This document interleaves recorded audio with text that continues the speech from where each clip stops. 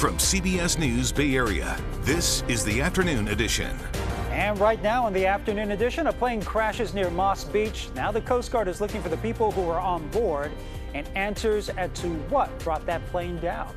Good afternoon, I'm Ryan Yamamoto. Let's get to our top story this afternoon. Sean Chitness has the latest from Moss Beach. We're near Ross's Cove in San Mateo County, which is the closest part to where search and rescue teams were able to recover part of the wreckage from last night's plane crash. The search for survivors continued again at 5 a.m., but then had to be called off at 10 this morning because of rising tides. The search and rescue teams stopped looking for any survivors last night around midnight. Conditions were considered too dangerous. We know that calls came in about the plane crash around 7 on Sunday night. The plane was spotted about an hour later, and we now know that the plane was seen upside down in the water. This morning, the search and rescue teams working on the ground were able to bring in some of the debris before stopping their search on foot late in the morning.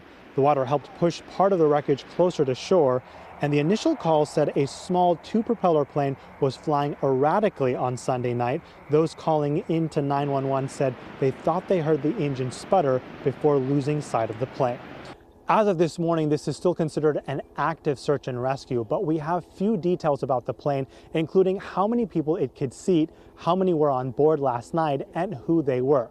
We do know that the plane took off from the East Bay. It is still unclear when search and rescue teams will be able to return their search later in the day. Well, now to some of our top stories. A frightening crash in San Francisco. The CHP says a woman was taken to the hospital after her car flew off an overpass and into the side of a building.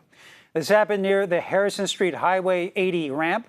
The vehicle plummeting onto Sterling Street, the on-ramp there, and people inside the building say it felt like an earthquake. In San Jose, police are investigating the first deadly pedestrian accident of the year. A woman was hit and killed in the Berry Park neighborhood just before 2 this morning. This was at Skyway Drive and Monterey Road. Police say the woman was in a marked crosswalk. She died at the hospital. The driver stayed on scene and is now cooperating with the investigation. More work accomplished in the investigation into the murder of the Oakland police officer Twan Lay. Marquise Cooper is now the third suspect charged with Lay's murder. That's one of 16 charges Cooper is facing. Officer Lay was gunned down while responding to reports of a burglary at a cannabis dispensary. Cooper will face a judge in court tomorrow for his arraignment. And today marks the birthday of Martin Luther King Jr. The civil rights icon would have been 95 years old. And this morning in Washington, D.C., Martin Luther King Jr. III laid a wreath at his father's memorial. Today, of course, is a federal holiday designated as a national day of service. Everyone is encouraged to give back and volunteer. President Biden traveled to Philadelphia, where he helped support people who are food insecure. We walk hand in hand. And Caltrain's Freedom Train has arrived in San Francisco. That ride leaves from San Jose and pays tribute to the 1965 march from Selma to Montgomery. There were marching against policies that made it difficult for Black Americans to vote. And here we have a chance to remember people who fought, black, white, all races, all colors, all religions. People fought for the rights that we have in this country, and we march to remember that. Once the train arrived in San Francisco, there was a march to Yerba Buena Gardens, the Northern California MLK Center, as events planned at Yerba Buena all day. Okay, let's take a live look outside at beautiful weather on this Monday after some serious rain on Saturday.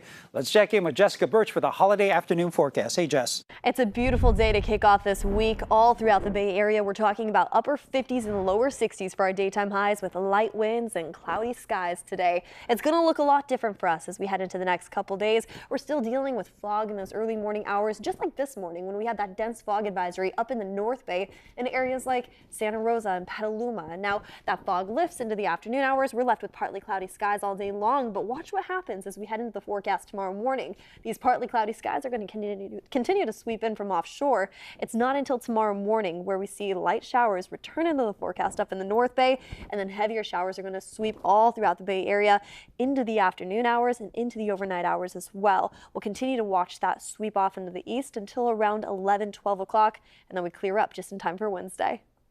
And speaking of the weather, an historic cold snap could play a huge role in the turnout for the Iowa caucuses. Today is the first chance for Republican voters to weigh in on who they want to face President Biden in the general election. Charlie DeMar reports from Des Moines. Voters across Iowa will be facing brutal sub-zero temperatures as they head out to caucus tonight. And the cold, I mean, you just dress warm, and that's not a big deal to me. This is Iowa. If you don't like the weather, stick around. It'll change in 10 minutes. The latest Des Moines Register poll suggests many Iowa Republicans will be choosing former President Donald Trump. He has an overwhelming lead over former Ambassador Nikki Haley and Florida Governor Ron DeSantis, who spoke to CBS's Tony DeCopel this morning. You know, when people take a poll, they can push someone one way or other, but there's a lot of people that still haven't made up a final decision. Of course, polls can be wrong, and no one knows that better than Donald Trump, who surprised many political analysts with his presidential win in 2016. On Sunday, Trump took nothing for granted, urging voters to get out no matter how low the temperatures go. So brave the weather and go out and save America, because that's what you're doing. Thanks for taking the time to come out. Haley braved the bitter cold, hoping to pick up some last-minute support. We are going to get out in caucus today. If you're giving your speech, speak from the heart. President Biden will be watching developments very closely. A new CBS News poll finds Trump's support among national Republican primary voters has risen to its highest level yet, even as Haley leads President Biden by a wider margin. But voters in Iowa and across the nation may have much more to say before the general election. And there are more than 1,600 individual caucuses held statewide. Only registered Republicans can participate. Newcomers are welcome, but must register with the GOP on site.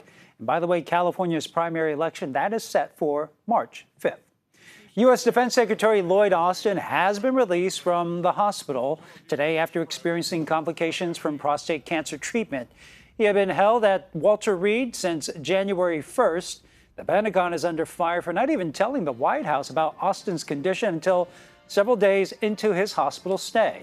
Austin's medical team has indicated that he might require further care.